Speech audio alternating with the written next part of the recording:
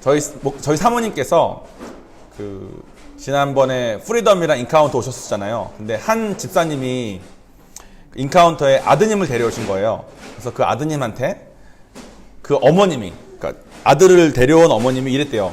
야, 그냥 다 이거 좋은 거니까 여기서 시키는 대로 한번 해봐봐. 그냥 한번 해봐봐. 여기서 시키는 대로 한번 믿고 한번 해봐봐. 그랬는데 사모님이 그 어머님도 가가지고, 어머님, 신앙생활은 그냥 믿으면서 하시는 게 아니에요. 신앙생활은 반드시 생각해보고, 반드시 계산해보고, 반드시 따져보고 해야 돼요. 그냥 하자는 대로 믿고 그냥 하면 신앙생활은 너무 위험해질 수 있으니까 꼭 그렇게 하라 그랬대요. 근데 제가 그걸 듣고 진짜 맞는 말이다. 예전에 저는 그냥 했거든요. 처음에 시작할 때는 조금 주저했어. 하나님 살아계신지 안 살아계신지 잘 모르겠으니까. 근데 하나님이 정말 살아계시니까 교회 활동을 하고 신앙생활을 하다 보면은 하나님 살아계신 거는 점점 믿어집니다. 그럼 하나님 살아계신 게 믿어지는 것만 딱 되면 그 다음부터는 무슨 말을 해주건 그냥 믿었어. 그냥. 근데 제가 미국 가서, 좀 더 설교 내용이 나오겠지만, 미국 가서 신앙생활 하면서 제가 멕시칸 신앙생활 하는 사람들, 멕시코 사람들이에요. 그 사람들하고도 얘기하고, 미국 사람들하고 얘기하면 한국 신앙생활 하시는 사람들의 장점이 엄청 많거든요. 한국 사람들처럼 이렇게 새벽기도 잘하는 나라가 없어요. 한국 사람들처럼 이렇게 헌신하고 이렇게 헌금 많이 하는 데가 잘 없어요. 그런데 그분들은 우리가 봤을 때 미흡한 게 한두 가지가 아닌데, 신앙생활로 봤을 때 그분들의 특징이 있어.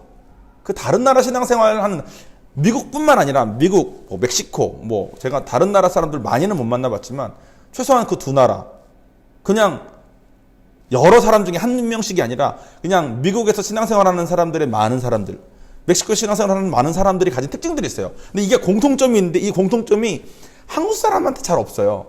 근데 어쩌면 이 없는 이유가, 우리는 처음 시작은 좀 어렵지만 시작한 다음에 그냥 믿으려니까 믿고 하라니까 해서 그렇게 된 거 아닌가라는 생각을 제가 좀 해봅니다. 그래서 오늘 설교가 그거랑 약간 관련이 있어요. 세월호가 무너진 이유가 하부에 있는 평형수를 제거했기 때문이래요. 그러니까 세월호 안에 이 세월호가 아무리 무거워져도, 아무리 급류가 와도 넘어지지 않게 가운데 무게를 지칭해주는, 이 무게를 해주는 그게 있었는데, 더 많이 실으려고 얘를 빼버린 거야. 빼버려도 저런 거 잘 갔으니까. 그러니까 무게중심을 잡아주는 애가 없는 상태로 많은 걸 싣고 가다가 급류를 만났을 때, 급톤을 했을 때 얘가 못 견디고 넘어진 거죠. 그것처럼 신앙생활도 사모님 말씀하신 것처럼 따져보지 않고, 계산하지 않고, 생각해보지 않고 그냥 하면 나중에 이렇게 흔들릴 수 있습니다. 나 이런 줄 알았는데 이런 거 아니야? 요즘 좀 코로나 때문에 되게 어렵잖아요. 제가 신문 기사를 하나 읽어보니까 지난달에, 그러니까 2월 한 초부터 3월 한 초까지일 것 같아요. 제가 봤을 때 지난 한 달 동안 대출을 신청한 자영업자가 9만 명이래.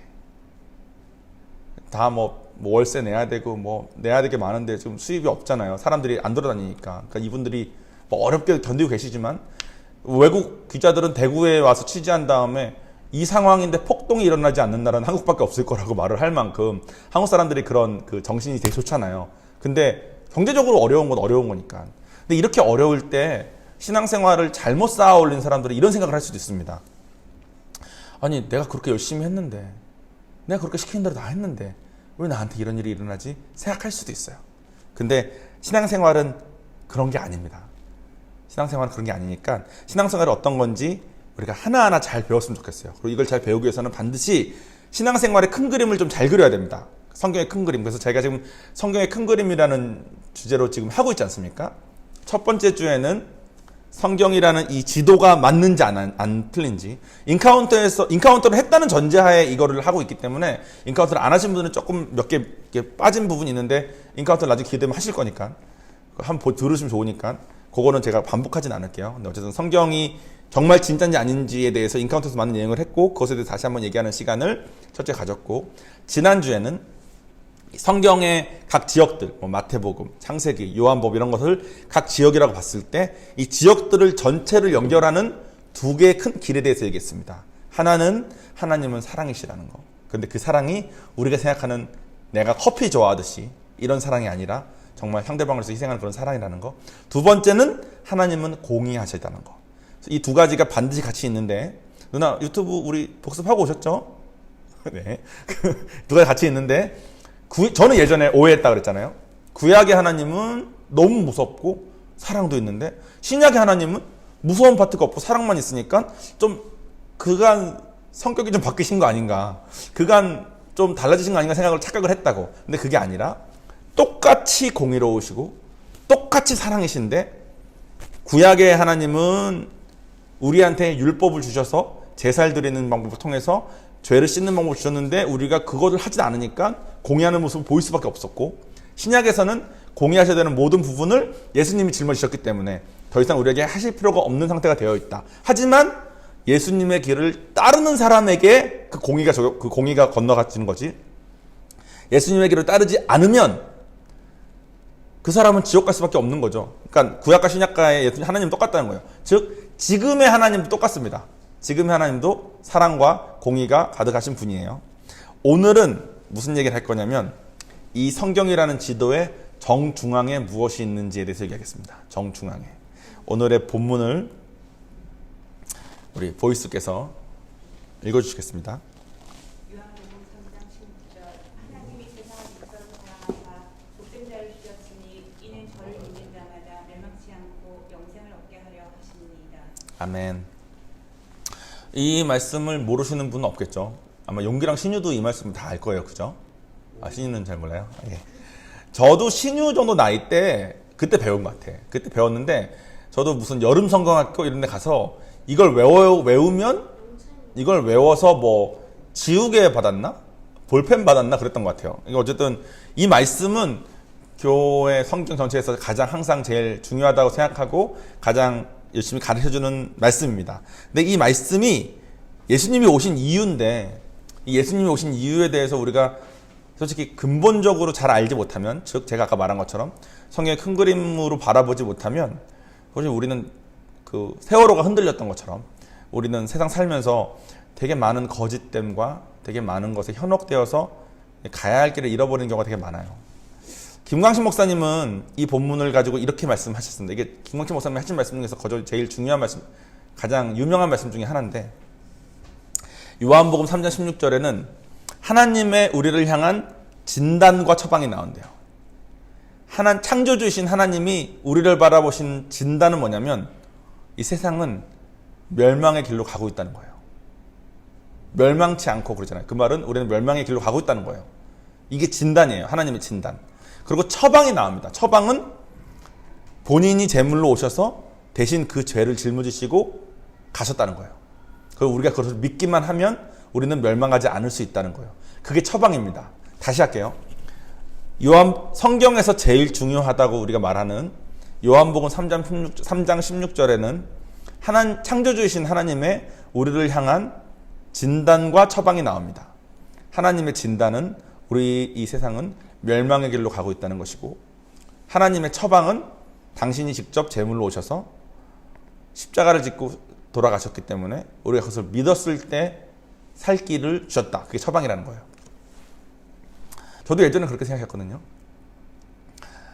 하나님을 만나면 천국은 보장된 거니까, 죽으면 천국이니까 이 세상에서 좀 찐따같이, 제가 스스로의 삶을 되게 찐따라고 생각을 했었기 때문에 이 세상의 삶은 좀 찐따 같아도 죽으면 천국인데 그냥 뭐 내가 죽으면 천국 가서 살 거니까 여기서 좀 힘들어도 버티고 살자라는 마음으로 살았었는데, 3장 16절에 말한 것처럼 우리는 하나님 만나기 전에 멸망의 길로 가던 중이었습니다. 그죠? 멸망의 길로 가던 중이란 건 무슨 말이냐면, 우리의 삶이 우리가 바라는 죄로 가득한 그 더러운 습관, 더러운 성품으로 둘러싸인 채 멸망의 길로 가고 있던 중이었어요. 그런데 하나님을 만난 다음에도 저를 포함한 대부분의 사람들이 옛 습관과 성품에서 벗어나지 못합니다. 많이들. 그래서 그냥 미저러블하게 살다가 죽는 것 같아요. 신앙인들이. 근데 안타깝게도 제가 아까 말한 것처럼 한국 사람들이 이게 진짜 심한 것 같아요. 한국 사람들이 교회로서, 이 공동체로서 파워는 진짜 세요. 이 공동체로서 함께 가는 거가 기독교 신앙에서 되게 중요하거든요. 교회가 없으면 신앙생활 똑바로 하기가 되게 어렵죠. 그러니까 이거의 파워는 내가 봐서 세계 1등인 것 같아. 따라갈 수가 없어. 그래서 이것에 대해서 그러니까 잘하고 있는 얘기는 하지 맙시다. 지금은 우리는 다 한국 사람이니까 우리가 잘하고 있는 파트는 잠깐 내려놓고 약한 파트를 얘기해 보고 싶어요. 어떤 파트냐면 이거예요. 제가 그랬잖아요. 미국 신앙인들, 뭐 멕시코 신앙인들 만나면 제가 제가 영어를 되게 못할 때 하나님 만나고 뭐 영어를 못할 때 그룹 공부를 해야 될 때가 있어서 어떤 애 집에 같이 모였어요. 저희 학교 다니는 애들이 학교 다닐 때였는데. 근데 이제 우리를 초대한 애는 음식을 준비하고 걔를 어떤 애가 도와주고 2명, 5명이 모였는데 준비하고 저는 영어도 잘 못하는데 그냥 뻘쭘하게 그냥 소파에 앉아있었어요. 소파에 3명이 앉아있었어요. 근데 가운데 있는 멕시칸 애고 얘는 백인 애야. 저는 혼자 동양 애고 2명은 뭐 그냥 어느 인종인지 기억도 잘 안 나요. 얘는 음식 준비하고 있었고. 근데 그 멕시칸 애가 갑자기 저한테 너 교회 다녀? 물어보는 거예요. 내가 나 교회 다녀 얘기했어요. 얘가 갑자기 너 교회 다니는구나 해서 너는 예수님을 너의 구주라고 믿어? 그래서 난 나의 구주라고 믿어. 그래서 그래 좋다 한 다음에 옆에 있는 애한테 야 너는 교회 다녀? 이게 된 거예요. 그러니까 얘가 저한테 먼저 말했는데 모르고 내가 맞는다 그러니까 얘가 갑자기 너무 들떠하면서 옆에 있는 애한테 물어본 거예요. 야 너는 예수님 믿어? 근데 얘가 나는 교회 안 다녀? 이게 된 거야. 갑자기 이 멕시칸 애가 저를 딱 보더니 눈짓을 한번 이렇게 딱 해요. 그러니까 같이 전도하자 이거죠. 나는 영어를 못하니까 그냥 이렇게 옆에서 이제 그냥 이렇게 추임새나 넣어주는 사람으로 있으려고 했었어요. 그래서 얘가 막 얘기를 막 하는데 얘가 막 이제 얘기를 막 하다가 전한 얘기를 막 하다가 갑자기 나한테 너는 교회를 왜 가? 물어보는 거야. 얘가 나한테 나 하나님 만난 뒤야. 교회를 왜 가니? 내가 딱 듣고 하다가 하나님이 우리가 교회에 오기를 원하시니까? 이렇게 대답했어요. 여러분은 뭐라고 대답할 것 같아? 그죠? 제가 말한 거랑 특별히 다르지 않을걸요?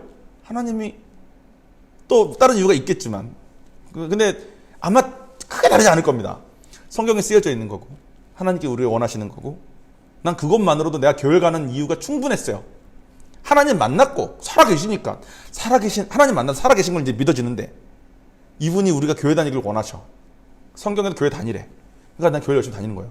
교회 다녔더니 새벽기도 하래. 새벽기도 진짜 힘들어요. 유학생활 하면서. 내가 그렇게 말을 했어요. 멕시코 애한테. 내가 교회를 가는 이유? 나는 그게 하나님께서 원하시니까 얘가 갑자기 나를 되게 이상하게 보면서 그래서 교회를 가? 물어보는 거지. 내가 그래서 교회가 하나님이 오라고 그랬으니까 하나님 살아계시고 그분이 오래니까 얘가 갑자기 딱 느낌이 너는 지금 이 전도하는데 도움이 안 된다라고 딱 제끼는 느낌이 드는 거야. 그래서 갑자기 나한테서 등을 돌리고 나는 신경 안 쓰고 둘만 얘기하는 거예요. 근데 얘가 둘만 얘기하는데 내가 좀 당황했어요. 너는 왜 교회 가? 너는 왜 교회 가라는 마음으로 당황해서 딱 봤는데 얘한테 말하는데 얘가 말하는 내용의 전부는 너무 좋아서 한 거예요. 너무 좋고 너무 행복해서. 나는 교회 오는 게 별로 안 좋고 행복하지 않았거든. 주일날 안 오면 좀 찝찝하고 주일날 안 오면 연락 오는 데가 많잖아요. 나의 리더 많잖아. 너 왜 안 왔냐? 정원아 무슨 일 있냐? 그러니까 막 그런 거 안 당하려면 스트레스 안 받으려면 내가 해야 될 처신을 좀 해야 되는 문화에 내가 봤을 때 그게 한국 문화의 장점이자 또 단점도 될 수 있는 부분인 것 같아. 그러니까 너 우리 식구야. 교회잖아. 그래. 야 이번 주에 뭐 있대? 가자. 그러면 내가 무슨 사정이 있다고 말할 수 있는 여력이 없는. 나 무슨 사정이 있는데. 제가 그랬잖아요. 우리 아이점 처음 시작했을 때 마음이 중요하니까 마음 없이 교회 나오지 말고 마음 없으면 그냥 집에 계셔도 된다고 이런 말 자꾸 하잖아요. 그게 뭐냐면 정말 마음을 들고 와야 된다고. 교회는 마음을 가지고 와야 되는데 근데 한국 사람들은 부모가 가자면 가야 되고 얘네도 아마 그런 마음을 왔을 수 있어요. 얘네 지금 얘네가 좀 교회에 행복해서 왔겠어요. 솔직히. 어쨌든 근데 한국 문화는 그게 되게 장점이에요. 그래서 마음이 없는 사람도 따라다니다 보면 마음이 생길 수 있죠. 근데 멕시코 사람도 얘도 그랬고 어떤 백인을 만났는데도 그렇고 백인과 멕시코 사람 솔직히 말하면 이런 한국적인 이런 무슨 규율 문화 이런 단체 문화가 없는 다른 나라 사람들이 이 나라 사람들은 한국 사람들을 봤을 때 어떤 면에서는 되게 형편없는 신앙생활을 해요. 주일 성수도 안 할 때도 많고 이상해. 좀 이상해. 막 빼먹은 게 너무 많은 느낌? 제대로 뭘 안 하는 느낌이 많이 들어요. 교회에 늦게 오는 것도 아무 상관없고 이 사람들은 삶이 좀 그래. 그런데 이 사람들 중에서 신앙생활을 하는 사람들이라고 들어보면은 대부분의 경우 이 사람들은 점점 사람이 좀 착해지고 되게 친절해집니다. 근데 한국 교회 오래 다닌 사람들 착하고 친절한 사람 많지 않아요. 교회에서 예의를 갖추는 사람은 되게 많아. 오셨어요, 성도님. 근데 그 사람을 그냥 밖에서 우연히 만났을 때, 혹은 모르는 사람을 만났을 때 사람들한테 제너럴리 다 친절하게 하는, 하나님 만날수록 티가 나는 사람, 그게 한국 사회에 그렇게 많은지 모르겠어요, 제가 봤을 때. 근데 그게 왜 그러냐면, 우선은 그런 마음을 가지고 교회로 와도 이 단체 문화가 너무 심하니까 단체 문화에 압도되는 게 우선 첫 번째 제일 크고, 내가 원치 않고 원권 원치 않고, 누나가 교회를 안 나왔을 때 우리는 전화하지 않잖아요. 근데 누나가 아마 교회를 안 나온 걸 한부선 집사님이 안 왔으면 전화했을걸요. 그죠? 우리가 한부선 집사님 말을 안 하니까 한부선 집사님 전화 안 하잖아. 근데 한국 문화 그렇다니까. 내 동생이 안 나왔어? 야, 무슨 일 있어? 이게 너무 당연하니까, 이게 불편하니까 이 불편함들이 내가 하나님을 원해서 가는 마음을 압도하는 것 같아. 그러니까 하나님을 좀 원하는 마음이 좀 있다가도 이거가 압도돼서 이건 이내 좀 식고 내가 해야 되니까, 이걸 내가 지금 교회를 안 나간다는 거는 이 사람들하고 앞으로 안 볼 마음을 먹어야 돼. 근데 그럴 마음까지는 우리가 없잖아요. 그러니까 단체로서의 힘은 강해지고 새벽기도 열심히 하고 뜨겁고 막 이건 막 가지만, 한 사람 한 사람이 성화되는 거가 어떤 면에서는 되게 더딘 부분이 있는 것 같아요. 왜냐면 제가 그 얘기를 듣고 그걸 깨달은 다음에 당시 다니고 있던 교회를 갔는데, 뭐 장로님이건 뭐 권사님이건 그 어느 한 분, 이분은 진짜 예수 오래 믿었구나 싶은 느낌이 드는 사람이 없는 거예요. 우리한테 옳은 말 하시는 분은 너무 많아. 청년들 이러면 안 된다, 저러면 안 된다. 우리한테 밥 사주는 분도 너무 많아. 근데 그분들의 삶을 보면서 부럽지 않았어요. 근데 그게 제가 신앙생활을 해보니까 큰 그림을 잘못 그려서 그래. 요한복음 3장 16절 이 정중앙을 잘못 봐서 그래. 그것에 대한 설명을 간단하게 해보겠습니다. 오늘 본문을 보면 하나님의 진단은 우리가 멸망의 길로 가고 있다는 거잖아요. 멸망의 길로 가고 있다는 거의 뜻이 뭘까요? 오케이, 예수님을 만나기 전까지의 우리의 삶은 멸망의 길로 가고 있었다는 거잖아요. 자, 우리가 첫 번째 큰 그림에 성경은 진리라고 그랬습니다. 그죠? 그리고 진리니까 성경 쓰여져 있는 이 말은 진리인 거예요. 창조주이신 하나님께서 우리에게 하신 이 말씀은 진리인 거야. 즉 우리는 멸망의 길로 가고 있다는 거예요. 이것에 대해서 딴지 걸 여지가 없다는 거예요. 이건 진리야. 근데 이것을 말씀하신 이분의 성품이 우리를 향해서 너무 사랑하신다는 거야. 그리고 너무 공의롭시다는 거예요. 그래서 처방으로 공의로운 당신이 대신 죄를 짊어질 만큼 공의로우신 분이야. 이런 분이 우리한테 한 말이에요. 그러면 이 멸망하고 있다는 이 말은 우리에게 있어서 반론의 여지가 없는 진실이겠죠. 근데 우리가, 특히 한국 사람들이 우리가 멸망의 길로 가고 있다. 즉 멸망의 길로 가고 있으면 멸망의 길로 가는 만큼 우리는 부서져 있어야 됩니다. 근데 우리가 부서져 있는 것을, 세상에 드러내는 것을 극도로 꺼려해요. 특히 한국 사람들. 근데 우리 중에 안 부서져 있는 사람이 어디 있습니까? 신유마저도 마음이 얼마나 부서져 있겠어요. 그죠? 신유가 아마 위에 저렇게 잘하는 오빠 있고 막내 동생 있고 가운데 있으면 제가 치여가지고 눈치를 꿰볼걸요? 제가, 물론 이 삼촌의 의견으로, 삼촌 봤을 때 용기가 정말 잘하거든. 되게 건실하고, 야, 전화해 저렇게 너네 돌봐주는 오빠가 어딨어. 근데 신유도 너무 매력적이고, 신유도 너무 곱고 너무 귀한 애인데, 자기가 원코 원치 않고 상관없이, 나는 왜 이럴까? 이런 생각이 들 수 있고, 그죠? 이런 식으로 이 세상은, 다음 주에 할 내용이 참고로 이런 내용인데, 우리에게 주는 이런 생각들과 마음들로 인해서 스스로에 대한 자화상이 점점 망가지고, 그리고 보통은 이제 망가진 이 자화상을 물질이나 혹은 명예로 채우려고 노력을 합니다. 명예는 보통 공부를 잘하는 거고, 물질은 돈을 잘 버는 거죠. 근데 이거 두 개 중에 하나라도 되면 내가 좀 괜찮은 것 같아, 남에 비해서. 근데 우리는 영적인 존재이기 때문에 이런 거가 채워진다고 해서 우리의 망가지는 거가, 멸망의 길로 가는 거가 줄어들지 않습니다. 착각만 하는 거야. 내가 돈을 이렇게 벌었으니까 옆에 사람보다 내가 좀 잘났네. 그만큼 사람이 죄인이에요. 그러니까 다 망가지고 있어. 다 부서지고 있고. 근데 한국 문화가 내가 부서진 것을 남에게 혹시라도 들키면 큰일 나는 문화야. 신천지가 저렇게 성행하는 이유가 신천지 들어간 많은 사람들이 부서진 사람들인데 저 사람들이 신천지 말고는 갈 데가 없어서예요. 신천지는 받아주거든 다. 뭐 목적은 모르겠어요. 뭐 인원수를 늘리려는 건지 그 사람들에게 정말 주님의 사랑으로 사랑을 하려는 건지 뭐 제가 신천지를 잘 모릅니다. 판단하고 싶지도 않고. 근데 기독교가 해야 되는 역할인데 혹은 하나님과의 관계를 통해서 해야 되는 역할인데 이 많은 교인들이 한국에 있는 많은 교인들이 아니에요. 한국에 있는 교회들이 좋은 걸 가르치는 건 확실해요.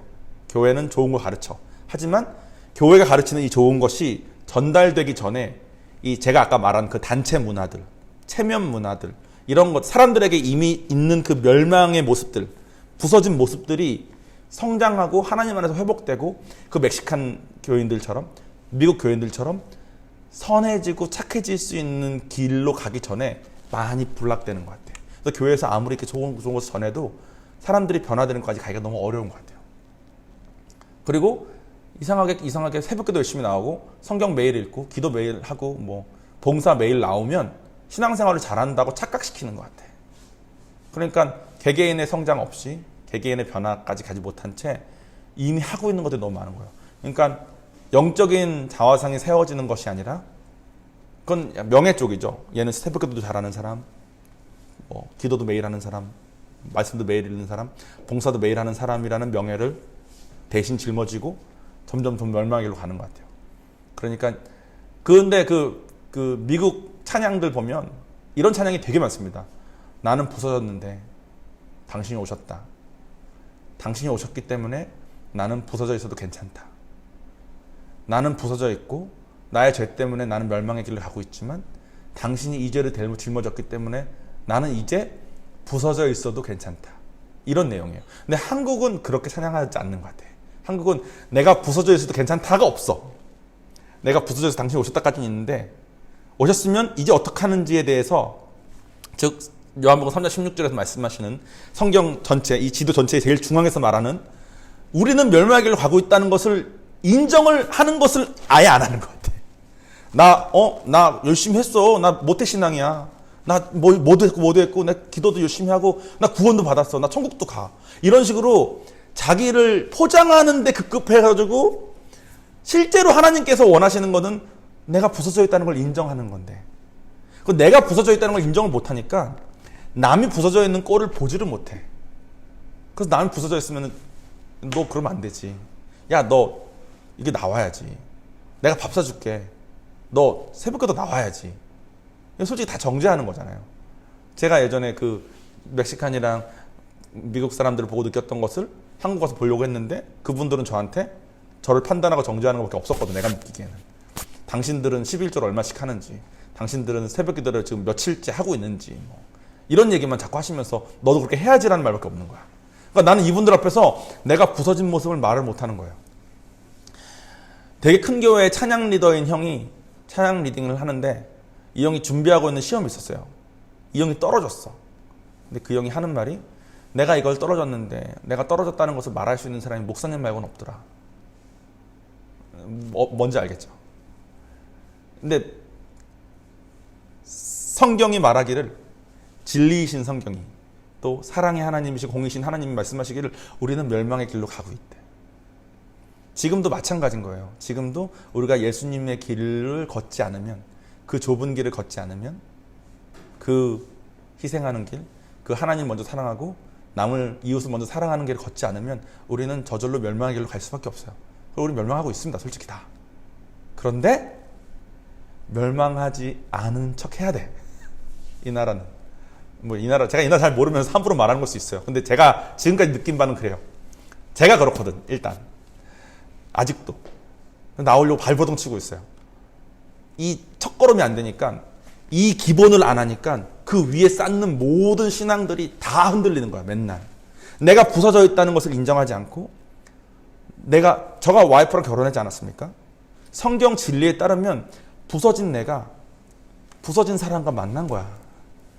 그리고 이 부서진 세상에 살고 있는 거예요. 우리에게 있는 유일한 소망은 하나님 앞에 엎드려서 그분이 일하시게 하는 거 말고는 없는데 그분 앞에 엎드리기에는 내가 가진 것을 너무 보기 급급해. 내가 학벌이 어떻고 돈이 어떻고 당신은 이렇네. 당신이 이렇게 해야지. 이것 말고는 안 보이는 거야. 그러니까 내가 부서진 게 보이면 이런 거랑 같죠. 우리가 다 부서진 게 보이면 우리가 다 감옥에 들어와 있는 거예요. 그러면 내가 요런 죄를 졌는데 저 사람은 좀 더 큰 죄를 졌어. 근데 뭔 상관이에요? 지금 다 감옥에 있는데. 그럼 서로 정죄할 거 뭐가 없거든요. 그러니까 성경 말씀에 제가 그랬죠. 각 지역에 그런 말씀들이 다 있다고. 근데 어떤 지역 말씀에 서로 정죄하지 말래. 그러면 내가 부서졌다는 걸 인정하지 않고 남이 부서졌다는 걸 인정하지 않은 채 정죄하지 않으려고만 노력해. 그게 됩니까? 안 되죠. 그럼 나에게 이 정죄하지 말라는 거는 불가능한 말씀이 돼버리는 거예요. 그럼 하나님께 기도하면 되겠죠. 기도 열심히 해. 정죄하지 않을 수 있게 기도합니다. 근데 하나님이 도울 수 있는 길이 없어. 왜냐면 그것의 가장 밑바닥으로 깔려야 되는 게 뭐냐면 나는 멸망하는 사람이라는 거예요. 그래서 예수님이 오셨다는 거야. 그러니까 예수님이 필요한 사람처럼 살아야지 비로소 길이 열리는데 예수님이 필요하지 않아. 난 이미 예수님 알거든. 난 예수님 믿고 이미 천국 가거든. 그러니까 신앙생활들이 다 이렇게 움직이는 거예요. 흔들리고 망가지고. 근데 그렇게 되면 안 되겠습니다, 여러분. 성경의 각 지역은 사랑이신 하나님, 공의의 하나님, 그리고 부서져가는 우리, 그래서 예수님 필요한 우리, 오늘까지 말한 이 세 가지 큰 그림에 대해서 각 지역에서 다 그 얘기만 하고 있어요. 예수님이 필요한데, 그러니까 하나님이 필요한데, 예수님이 하나님이시니까 하나님을 구하지 않으면 우리 삶이 어떻게 멸망하는지, 하나님을 구한 사람은 어떻게 회복됐는지, 다 그 내용이에요. 그 모든 것, 그런 모든 말씀이 내 삶에 적용되는 말씀이 되려면 여러분은 반드시 멸망의 길로 가고 있음을 인정하셔야 되겠습니다. 그러지 않으면 우리 예수님 필요 없어요. 그리고 우리가 정말 멸망의 길로 가고 있다는 것이 정말로 믿어진다면 멸망의 길로 가고 있어서 부서져 있는 다른 사람을 정죄하기가 쉽지 않고 멸망의 길로 가고 있는 다른 사람한테 예수를 전하지 않기가 쉽지 않습니다. 마치 그 멕시칸 애가 어떻게든 전하려고 난리 쳤던 것처럼 저는 하나님 만나면 성경에 쓰여져 있는 거 해야 돼가지고 조금이라도 좀 늦게 만날 걸 이딴 생각이나 하고 있었는데 좀 더 즐기다 올 걸 이딴 생각이나 하고 있었는데 얘는 너무 좋았던 거예요. 왜냐면 자기가 부서져 있어도 괜찮으니까. 멸망의 길로 가고 있다고 말씀하셨으니까 내가 멸망의 길로 가고 있었던 게 내 잘못이 아닌 거예요. 내 잘못이죠. 근데 그 잘못이 당연했던 거야. 예전에는 세상에 속인 것 때문에 얘도 숨겼어야 됐을 거예요. 자기의 가정이 깨어진 거, 부모님이 이렇게 된 거, 내가 이렇게 된 거, 이런 거 숨기고 괜찮은 사람인 척 얘도 살았어야 됐을 겁니다. 근데 얘는 이제 더 이상 그러지 않아도 됐던 거예요. 예수님 덕분에. 그래서 너무 행복해서 비록 자기가 가진 약점들, 단점들 때문에 한국 교회에서 봤을 때는 너무나 부족한 점들이 많지만 얘는 이것도 안 하고 저것도 안 하고 저것도 안 하고 저것도 안 하는데 최소한 얘는 항상 하나님한테 기도할 때 부서진 사람으로서 기도한 거야. 하나님 나 부서져 있는 거 아시죠? 그래서 하나님 오셨잖아요. 나 만져주세요. 근데 저는 기도할 때 그렇게 기도 못했어요. 하나님 거룩하고 은혜와 사랑이 충만하신 하나님 오늘도 뭐 어쩌고 저쩌고 일단 기도하고 있었던 거죠. 오늘 주제가 조금 무거울 수 있어요. 이게 무겁게 와닿았다면 여러분은 멸망한 걸 인정하지 않았다는 뜻일 수 있습니다. 그러니까 정말 하나님이 필요한 사람처럼 삽시다. 하나님 필요한 사람은 기도하지 않으면 안 되죠. 하나님 필요한 사람은 말씀 붙들지 않으면 안 되죠. 제가 이걸 깨닫고 나서 큐티를 하는데 마음에 내가 하루라도 큐티를 안 해서 하루라도 하나님 나를 위로하지 않으면 나 큰일 나겠는데 라는 마음으로 큐티를 매일매일 했던 것 같아요. 그러니까 어제 나한테 위로 분명히 해주셨는데 오늘 난 또 부서져 있으니까 오늘도 위로 안 해주면 난 미치겠는 그런 마음인 거예요. 나 죽을 것 같으니까. 근데 하나님께서 그런 마음 되게 예뻐하셨던 것 같아요. 천국을 가는 티켓을 얻으신 분들도 살면서 자꾸 멸망의 길로 갈고 죽어가다가 죽은 다음 천국 가는 겁니다. 근데 하나님은 우리가 천국만 가길 원하신 게 아니었어요. 만약 천국만 가길 원하셨다면 구원받은 그날 죽은 게 베스트야. 남은 삶 살면서 죄밖에 더 져요, 우리가 솔직히. 근데 그게 아니라니까. 하나님이 우리한테 시킬 일이 있어서 남겨준 것 같아요? 아니에요. 하나님이 원하시면 이 세상 다 구원하시죠. 그죠? 그러니까 우리가 하나님이 뭘 원하시는지에는 관심이 없고 우리 입장만 생각하면 그렇게 오해할 수 있어.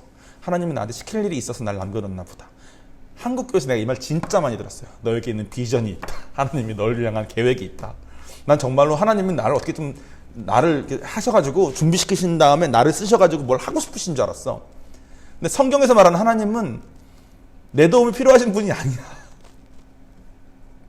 근데 내가 정말 부서진 사람인 걸 인정하고 하나님이 내 삶에 역사하게 내어드리면 나는 진짜 부서진 사람으로 맨날 부서진 채 있는데 비로소 하나님이 날 쓰셔서 하나님 원하시는 일을 하실 수 있게 되는 거죠. 날 쓰고 싶으신 분이 아니라 나를 회복시키고 싶으신 분이에요. 그리고 우리가 회복이 되면 세상에 우리를 감당하지 못할 겁니다. 근데 우리가 부서져 있지 않기 때문에 시작이 안 돼요. 다음 주에는 제가 이걸 지도라고 표현을 처음 했을 때는 말이 다 될 것 같았는데 이게 자꾸 껴 맞추기가 돼. 그래서 제가 생각한 다음 주에 배울 내용은 우리가 이게 한반도가 이렇게 있지 않습니까? 그럼 주변은 바다지 않습니까? 다음 주에는 우리 땅을 어떤 바다로 둘러싸여 있는지 말이 좀 이상한데 이걸 배우겠습니다. 이걸 배우고 마지막 5주차 때 하나님께서 원하시는 하나님의 뜻에 대해서 얘기하고 큰 그림 마칠 거예요. 그러면 이 큰 그림을 정확히 하고 난 다음에 그 다음에 한 지역 한 지역 볼 겁니다. 한 지역 한 지역 보면은 헷갈림 없이 흔들림 없이 여기서 한 건 이거구나. 여기서 하는 이거는 우리는 멸망하는 길로 가고 있었기 때문에 어쩔 수가 없는 모습이었구나. 근데 이 멸망의 길 중에서 지가 할 수 있는 걸 하려고 발악하고 있는 모습이구나. 그래서 하나님 오셨으면 됐구나. 하나님 오신다면 하나님을 억셉한 사람은, 내가 부서진 걸 인정하고 억셉한 사람은 이렇게 되는구나. 억셉하지 않고 세상의 것을 한 사람은 이렇게 되는구나. 이렇게 하나하나 보기 시작하면 성경이 좀 더 이렇게 잘 보이기 시작하실 겁니다. 그러면 우리 아무도 세월호처럼 무너지지 않고 할 겁니다. 다음 주 바다는, 바다라고 하면 좀 헷갈리실까봐 우리 뭐 이런 얘기 많이 들어봤죠. 자유의지를 주셨다. 이런 얘기. 또 이런 얘기만 들어봤죠.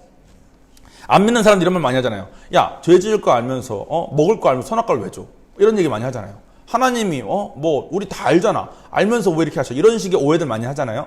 근데 이런 식의 오해들에 대한 궁금증이 해결되는 시간을 다음 주에 갖겠습니다. 그걸 갖고 나서 하나님하고 우리와의 진짜 원하시는 관계에 대해서 얘기하면 좋을 것 같아요. 자, 그럼 우리 같이 기도하시겠습니다.